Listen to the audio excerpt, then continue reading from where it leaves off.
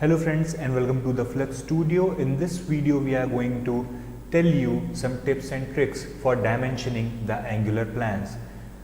Let's assume if you have this plan, then you can easily do its linear dimensioning or aligned dimensioning.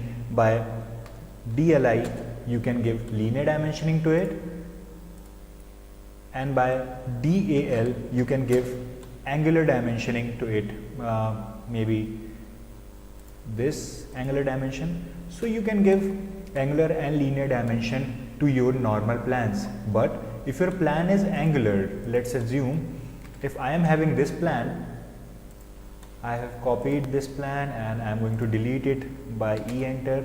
Now I am going to rotate it about 45-degree angles. So let me rotate it.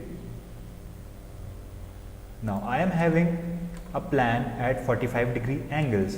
Now you will say that you can give dimensioning with DAL. Yes, you are right, you can give a aligned dimension with DAL.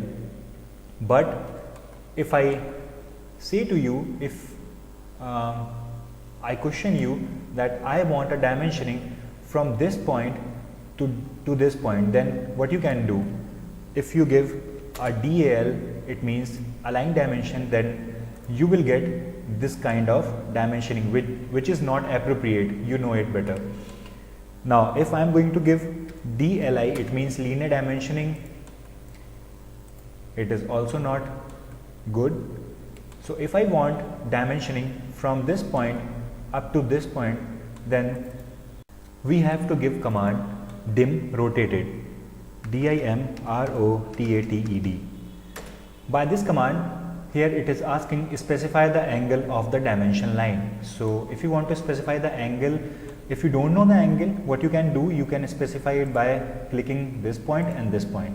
After that, you have to select the first line and the second point, I must say second point.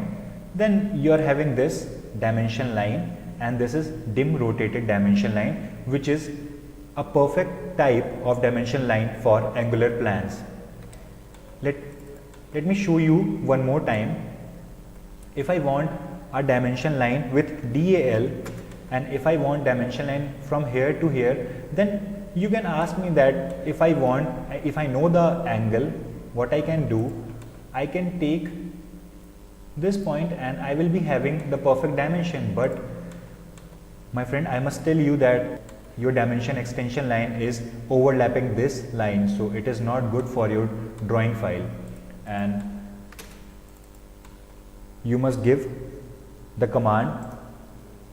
Here I have this command dim rotated, and by this command you have to first specify the angle, and if you don't know the angle, you have to, like, I know the angle, so I can give 45, and after that I can select the 2 points, whether this point would be here or anywhere. Now here you can see my dimension. So this is the way to give dimensioning to angular plans. So thank you for watching and have a nice day.